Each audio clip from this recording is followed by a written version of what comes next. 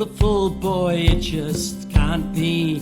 Yesterday you were wild and free. Today your mangled body lies under the tree. Vultures dropping from the sky. The tears are welling in my eyes. The tears are welling in my eyes. Beautiful boy,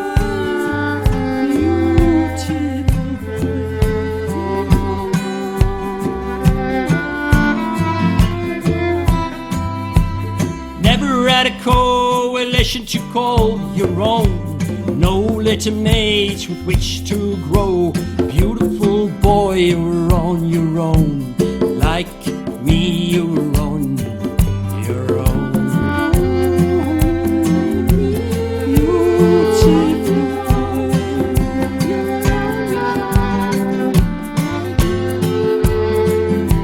If I were a lion, I would be your friend. If I were a lion, the message I would send: stay in the north, don't go south. Danger is lurking, you're risking your life.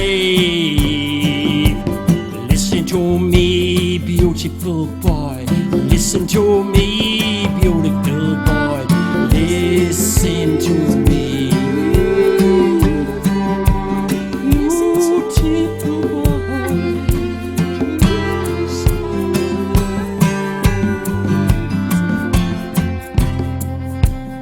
Nature is cruel, nature is harsh. 1 minute roaring and you're moving through the grass. Then you're down and the canines lock. The lot slips away and the air supply blocks. It is over. It is over. Beautiful boy. It's over. Beautiful.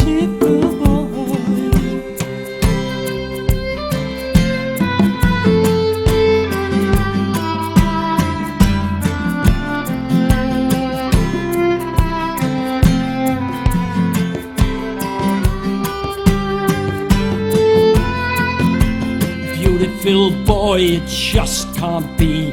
Yesterday you were wild and free. Today your mangled body lies under a tree. Vultures dropping from the sky.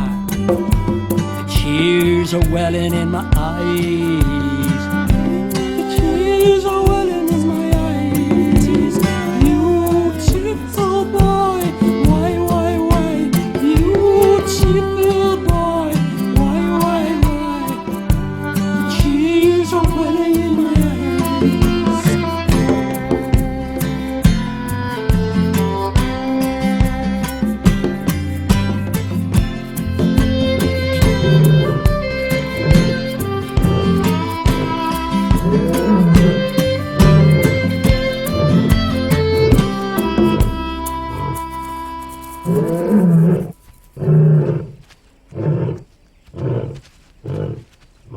The problem for the Othawa Male was that he was never in a coalition.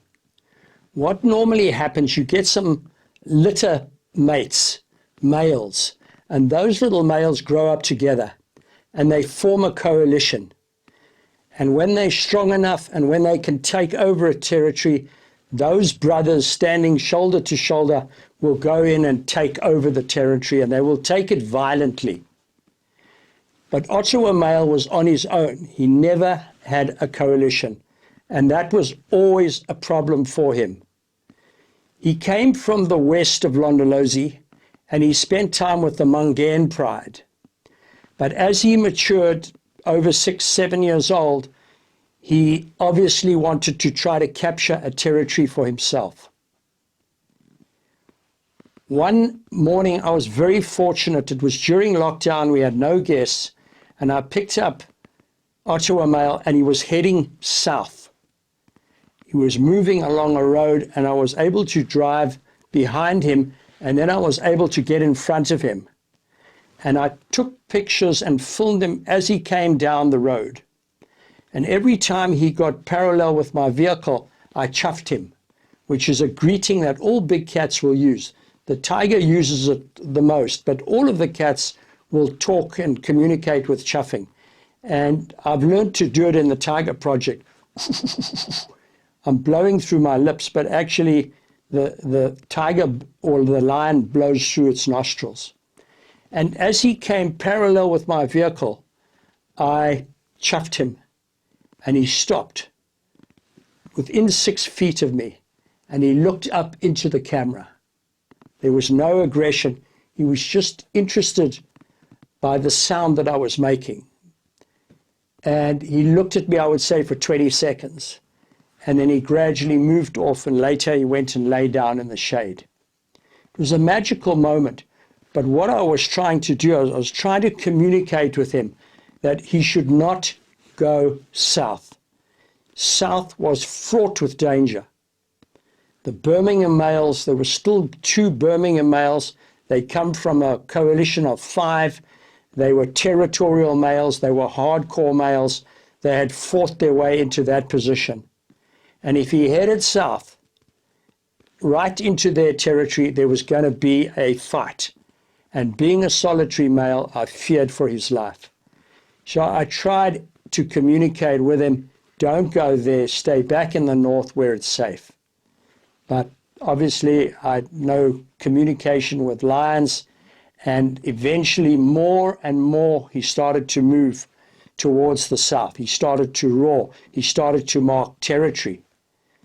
And sooner or later there was going to be a punch-up.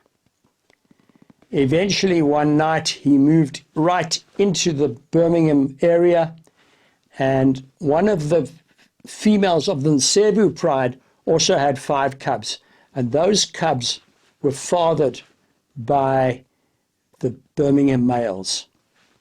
Now I have seen before, when I've filmed territorial fights, I have seen the females go into that fight and defend their cubs, because a rival male coming in trying to take a territory is going to kill those cubs, because he wants to mate with those females and inject his genes into the system. Now it's not known, because nobody saw that fight. It's not known whether the 2 Birminghams got onto him or whether the females joined in the fight. But what we do know is that this magnificent male called Othawa Male, and I've now written a song called Beautiful Boy, and he was indeed beautiful. His face was clean, he was in no big battles, he was unscarred, and he was quite one of the most magnificent lions I've ever filmed. What we do know is that night, the Birmingham Males and perhaps their females took him out and killed him.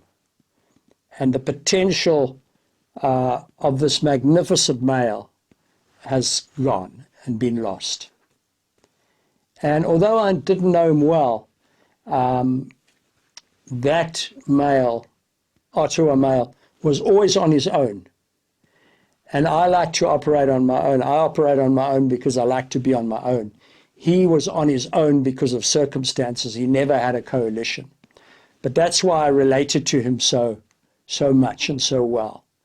And I treasure the 3 hours that I had just on my own, sitting in my Jeep, and with him, just myself and that male lion.